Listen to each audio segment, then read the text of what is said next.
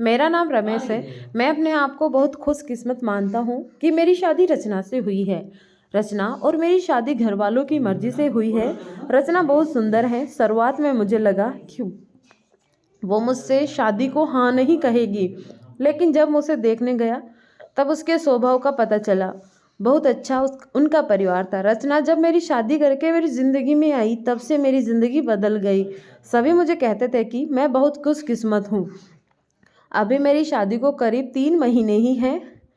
मेरा सपना था कि मैं बड़े शहर में एक बड़ा शोरूम बनवाऊं कपड़े का। मैंने रचना को इसके बारे में बताया। रचना को पता है कि यह मेरे लिए कितना बड़ा सपना। मैं दिन रात इसी में लगा रहता हूँ। बड़ी मुश्किल से मुझे एक जगह मिली, लेकिन पैसे बहुत ज़्यादा थे। इसीलिए मैंने अपने गांव की ज़मीन बेचने का फैसला किया था। ज़मीन में मेरे पिता के दूसरे भाइयों का भी हिस्सा था। इसी काम के लिए मुझे कुछ दिनों तक गांव में जाना पड़ रहा था। मैंने रचना को चलने को कहा, क्योंकि पता नहीं कितना समय लग गया है, लेकिन उसने कहा कि वो अपने मायके चली जाएगी। मैंने भी सोचा कि ठीक है। रचना अपने मायके चली गई। मैं अपने गांव चला गया। रचना से मैं फ़ोन पर बात किया करता था। ज़मीन के कागज़ और सारी बातों में समय लग रहा था। इस दौरान मेरी पत्नी से मेरी बात होती रहती थी। मैंने एक शाम उसे फ़ोन किया तो वो कुछ बदली बदली थी, ज़्यादा बोल नहीं रही थी। मैंने पूछा, क्या हुआ, तुम ठीक हो? वो बोली कि मुझे आपको कुछ बताना है। मैंने कहा कि बताओ, क्या बोलना चाहती हो? वो थोड़ी देर बाद चुप रही और फिर बोली कि नहीं, अभी नहीं, आपको मिलकर ही बताऊंगी। मैंने भी कहा ठीक है, लेकिन मुझे नहीं पता था कि मेरी ज़िंदगी में इतनी बड़ी बात होने वाली है।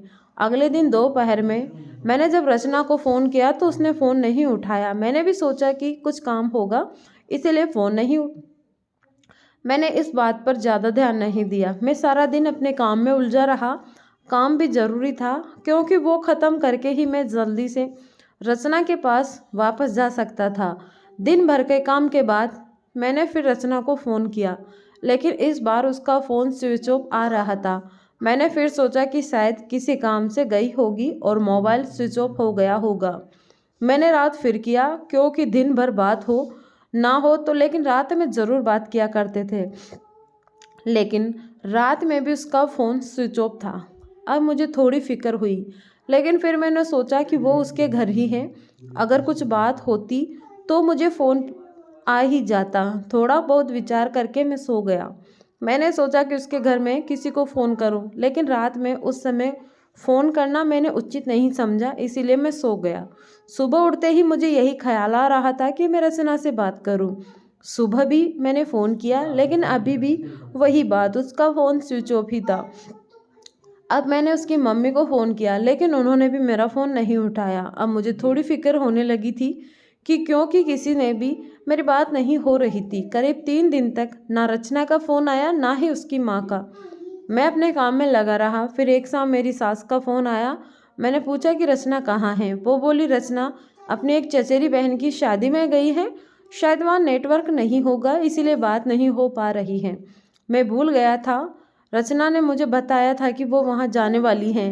मेरी चिंता थोड़ी कम हो गई और मैं वापस अपने काम में लग गया। रचना वहाँ 5 दिन रुकने वाली थी, इसीलिए मैंने सोचा कि शायद 5 दिनों तक मेरी रचना से कोई बात नहीं हो पाएगी। मेरा काम भी लगभग ख़त्म हो गया था। मेरे हाथ में पैसे 2 से 4 दिन में आने वाले ही थे। जैसे ही मेरे हाथ में पैसे आए, मैं वहाँ से निकल गया। वहाँ से निकलने के बाद मैं सीधा अपनी पत्नी के ही घर गया, उसे लेने के लिए। जैसे ही मैं वहाँ पहुँचा, मुझे देखकर मेरी सास खुश होने के बजाय डरी हुई दिखाई दी।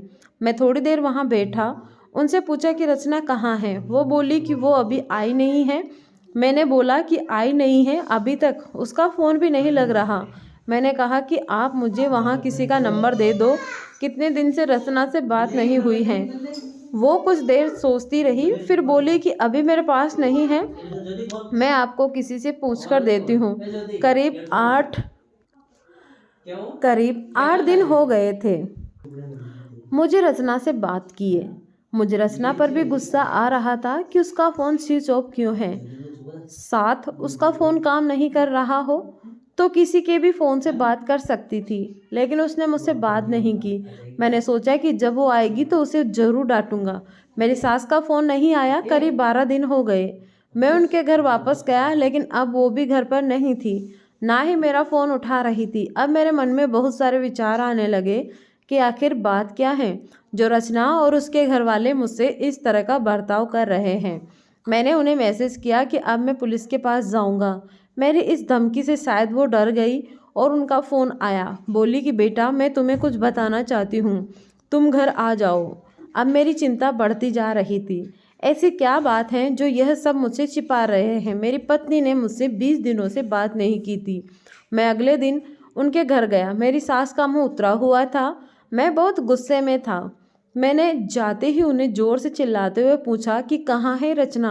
मेरी सास मुझसे बोली कि बेटा, अब मैं जो तुम्हें बताने वाली हूँ उस पर तुम्हें विश्वास नहीं होगा, लेकिन यही सही है। वो बोली कि रचना किसी के साथ भाग गई है। मुझे मेरे कानों पर विश्वास नहीं हुआ कि मैंने क्या सुना। मैंने बोला, आप कुछ भी बोलोगे और मैं मान जाऊंगा। वो बोली, बेटा यही सच है। तुम्हारी शादी के पहले उसका एक प्रेम प्रसंग था। जब वो वहाँ गांव में अपनी बहन की शादी में गई तो उसे वो वहाँ मिल गया और वो मौका देकर वहाँ से भाग गई। मैं जानती हूँ कि तुम उससे बहुत प्यार करते हो, लेकिन अब यही सच है। तुम्हें उसे भूलना होगा। हम लोग पुलिस के पास नहीं गए, नहीं तो बदनामी होगी, इसीलिए हम इस बात को तुमसे छिपा रहे थे। रचना मेरे साथ 3 महीने तक रही थी। जितना मैं उसे जानता था वो ऐसा नहीं कर सकती थी, लेकिन उसकी माँ यह कह रही थी तो मैं कैसे ना मानता। मेरा मन अभी भी मानने को तैयार नहीं था। मेरी सास मेरे आगे रो रही थी, माफ़ी मांग रही थी। इतनी बड़ी बात मेरे घर वालों को पता चली तो उन्हें भी विश्वास नहीं हुआ। रचना स्वभाव से बिल्कुल ऐसी नहीं लग रही थी। रचना की माँ को देखकर मैं और मेरे घर वाले चुप हो गए। हमने कुछ बड़ा कदम नहीं उठाया। मैं अपने साथ हुए इस धोखे को बर्दाश्त नहीं कर पाया। मैंने रचना को बहुत प्यार किया और मुझे कुछ भी हासिल नहीं हुआ। रचना नाम से मुझे नफरत हो गई। मेरी ज़िंदगी पर इसका बहुत असर हुआ। मैं जो शोरूम की शुरुआत करने वाला था उसके लिए मेरे पास अब सब कुछ आ गया था, लेकिन फिर भी मुझे अब कुछ करने का मन नहीं हो रहा था।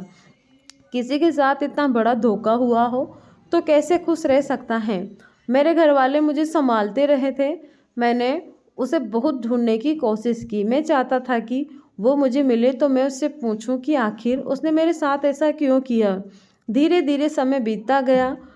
उसे गए अब 7 महीने हो गए थे और मैं भी उसे भूल कर अपनी ज़िंदगी में वापस बिजी होने की कोशिश करने लगा। मेरा उसके घर यहाँ से जाना हुआ।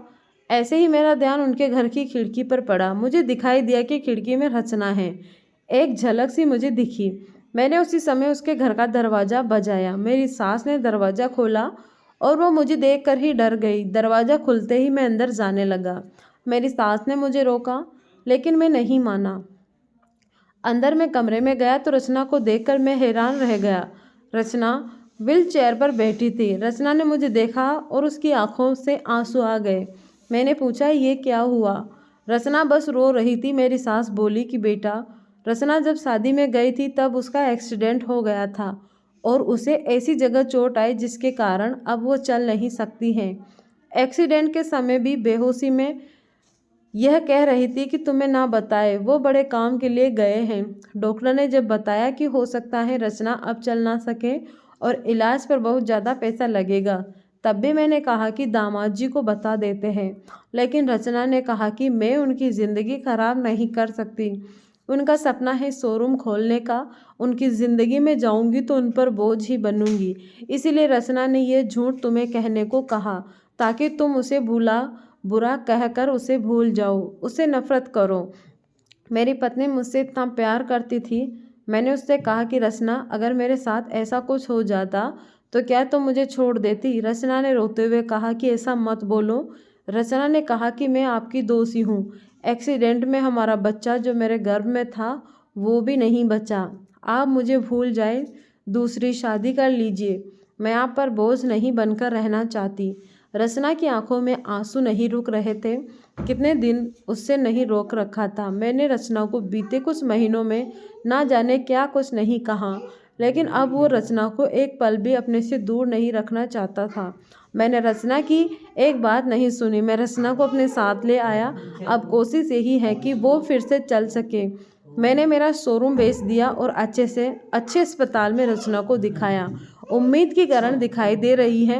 बस मैं यही चाहता हूँ कि वो फिर से अपने पैरों पर खड़ी हो।